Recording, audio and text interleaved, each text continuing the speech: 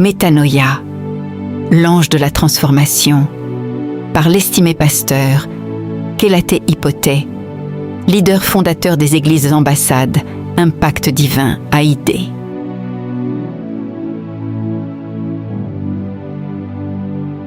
Et si vous preniez aujourd'hui le temps de mesurer tout ce que Dieu a réellement accompli en vous depuis votre nouvelle naissance, bien plus qu'un simple changement de religion, la nouvelle naissance est une transformation profonde qui vous donne accès à une nouvelle vie, à une nouvelle position et à une nouvelle communion avec Dieu.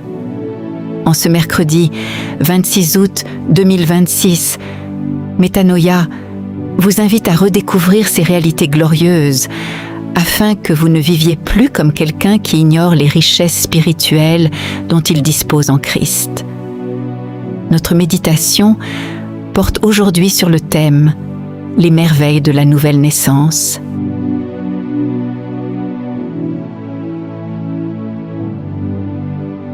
Écoutons le témoignage que l'apôtre Jean nous donne dans notre texte d'ouverture, tiré de sa première épître au chapitre 5, verset 11.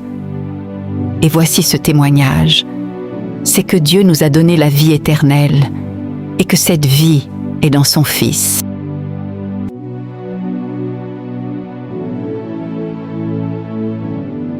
Il existe une révélation fondamentale que Satan et la religion ne veulent pas que vous sachiez, afin de vous maintenir dans l'esclavage et les ténèbres. Cette révélation est celle des bénéfices ou bénédictions de la nouvelle naissance. L'apôtre Paul nous montre dans 2 Corinthiens, chapitre 4, verset 4, comment l'adversaire cherche à aveugler l'intelligence des hommes. La nouvelle naissance est la clé qui ouvre la porte d'accès au royaume de Dieu. Jésus lui-même l'a déclaré dans Jean, chapitre 3, verset 3. Ces bénédictions sont excellentes et hors de prix. D'abord, elles vous permettent de recevoir la vie éternelle, la vie réelle de Dieu, la vie complète et parfaite qui ne souffre d'aucune insuffisance et à laquelle on n'a besoin de rien ajouter. C'est cette glorieuse vie qui fait de vous un homme ou une femme extraordinaire, car elle fait de vous un Dieu au-dessus du diable et de toute sa cohorte. La vie éternelle vous transforme en maître des circonstances.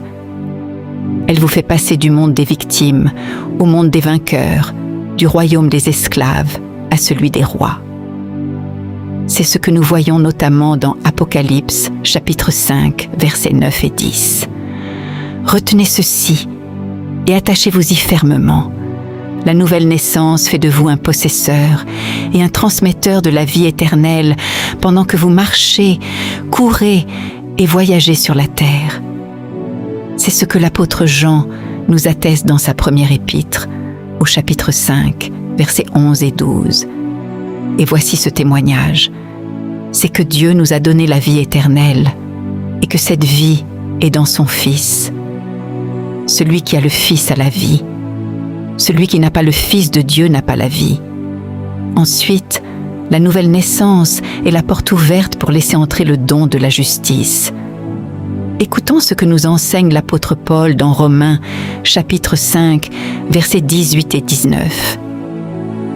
Ainsi donc, comme par une seule offense, la condamnation a atteint tous les hommes, de même par un seul acte de justice, la justification qui donne la vie s'étend à tous les hommes. Car, comme par la désobéissance d'un seul homme, beaucoup ont été rendus pécheurs, de même par l'obéissance d'un seul, beaucoup seront rendus justes. La justice est la nature de Dieu. Lorsque nous la recevons après notre nouvelle naissance, elle nous confère une position de juste devant Dieu et nous permet de nous tenir devant lui sans aucun sentiment de culpabilité, de peur et d'infériorité, mais avec assurance.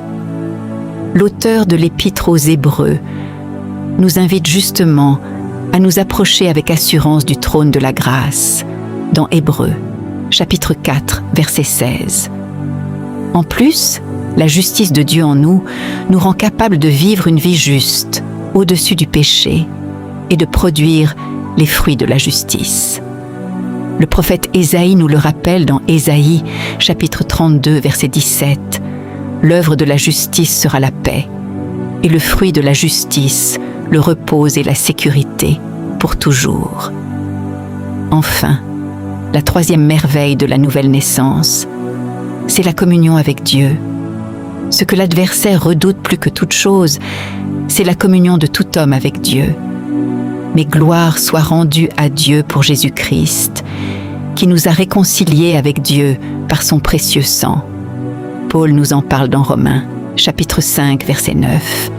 Imaginez le privilège et le bonheur que vous avez de communier avec Dieu, qui est devenu votre Père céleste. Désormais, vous pouvez recevoir ses pensées, sa volonté et vivre pleinement comme il le veut sur terre. Alléluia.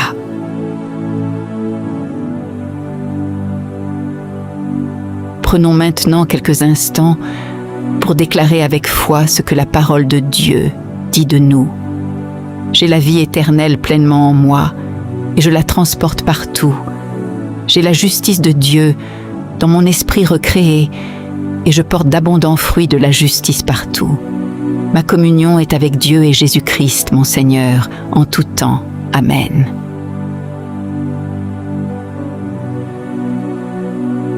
Gardons précieusement cette puissante vérité.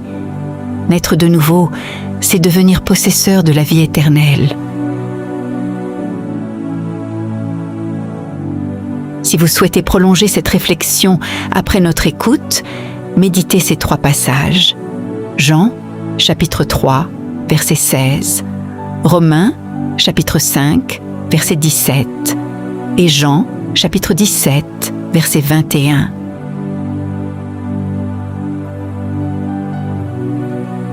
Avant de refermer cette méditation, recevons cette réalité divine comme le sceau de notre journée.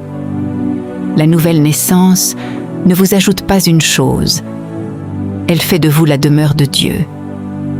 Vous n'avez plus à chercher la vie, vous l'avez et en êtes devenu le distributeur.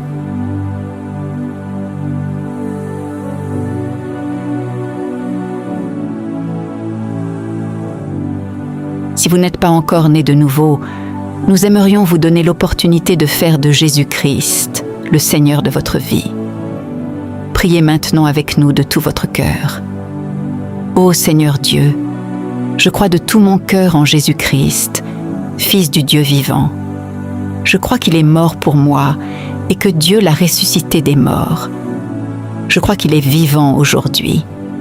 Je confesse de ma bouche que Jésus-Christ est le Seigneur et le Sauveur de ma vie à partir d'aujourd'hui.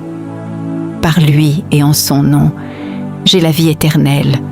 Je suis né de nouveau. Merci Seigneur d'avoir sauvé mon âme. Je suis désormais un enfant de Dieu. Alléluia. Si vous avez fait cette prière avec foi, vous êtes désormais enfant de Dieu. Alléluia. Merci d'avoir été avec nous pour ce temps de méditation. Que la lumière de Christ éclaire chacun de vos pas et que sa parole demeure vivante dans votre cœur. Nous nous retrouvons très bientôt pour un nouveau numéro de Métanoïa, l'ange de la transformation.